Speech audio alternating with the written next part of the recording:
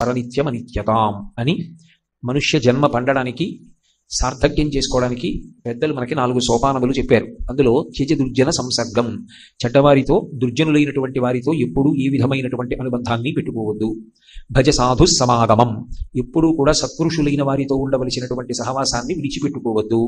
ఇవి 2 చెప్పి కురు పుణ్యం అహోరాత్రం అన్నారు. అహోరాత్రం అంటే పగలు రాత్రి ఈ 2 సమయముల యందు కూడా పుణ్యకర్మలను ఆచరించడంలో ఎప్పుడూ కూడా పొరపాటు పడవద్దు. పుణ్యకర్మలను ఆచరిస్తూనే ఉండు అని చెప్పారు.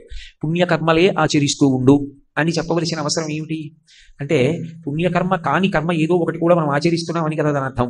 పుణ్యకర్మని ఎక్కువ ఆచరిస్తామా? పుణ్యకర్మకి వ్యతిరేకమైనటువంటిది పాపకర్మ.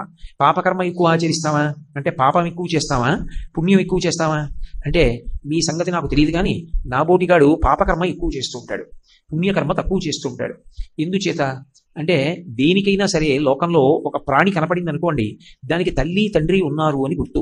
ఒక కుక్క కనపడింది అనుకోండి, ఆ కుక్కకి కూడా జననీ జనకులు ఉంటారు, అంటే తల్లిదండ్రులు ఉంటారు.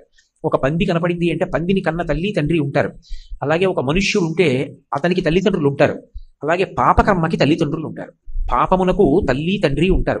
అది అసలు మనుష్య జీవితంలో అత్యంత ప్రధానంగా తెలుసుకోవలసినటువంటి విషయం. అసలు దాని గురించి విచారణ లేనప్పుడు, దాని గురించి తెలియనప్పుడు ఎప్పుడూ మనుష్యుడు పుణ్యకర్మ చెయ్యలేడు. పుణ్యకర్మ చెయ్యాలి అంటే, పుణ్యాచరణము చెయ్యాలి అంటే అసలు తద్విరుద్ధమైనటువంటి పాపకర్మ ఎందుకు చేస్తాం మనం? పాపం చెయ్యాలనేటటువంటి ఆలోచన ఎందుకు పుడుతుంది? పాపము చెయ్యకుండా మనల్ని మనం ఎందుకు నియంత్రించుకోలేకపోతున్నాం? ఈ విషయం గురించి ముందు పరిశీలన చేస్తే అప్పుడు పుణ్యకర్మ ఎందుకు చెయ్యాలి అన్నది అర్థమవుతుంది. అసలు పాపకర్మకు తల్లిదండ్రులు ఎవరు అంటే కామము క్రోధము పాపకర్మకు తల్లిదండ్రులు. ఒక పాపం చేస్తున్నాము అంటే దానికి తల్లి ఎవరు అంటే కామము, తండ్రి ఎవరు అంటే క్రోధము. ఈ రెండిటి కారణం చేత మనుష్యుడు ఎప్పుడూ పాపమునందు అనురక్తుడై ఉంటాడు. కామమునకు శాస్త్రంలో హితశత్రువు అని పేరు, క్రోధమునకు అహితశత్రువు అని పేరు. కామము అంటే నేనేదో స్త్రీ పురుష సంబంధమైనటువంటి కామం గురించి మాట్లాడటం లేదు. కామము అంటే కోరికే అని అర్థం, ఒక కోరిక ఉండడం.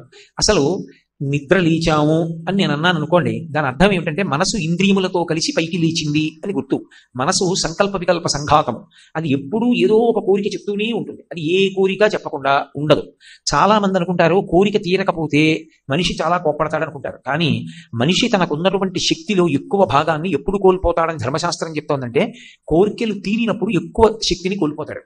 ఒక్కొక్క కోరిక ఉందనుకోండి, ఆ కోరిక తీరిందనుకోండి, కోరిక తీరినప్పుడు కలిగినటువంటి తృప్తి చేత సంతోషము చేత ఎక్కువ శక్తిని కోల్పోతుంటాడు. ఎందుకు కోల్పోతాడు, వేదాంతం అలా ఎందుకు మాట్లాడుతుంది అన్న విషయాన్ని నేను మీకు వేరుగా చూపిస్తాను, ఎందుకు మనిషిని పాడి చేస్తుందో ఆ కోరిక తీరినప్పుడు. కాబట్టి దాన్ని హితశత్రువు అంటారు. కోరిక తీరితే ఊరుకోదు, మళ్ళీ ఇంకొక కోరిక పుడుతుంది. కోరిక తీర్చు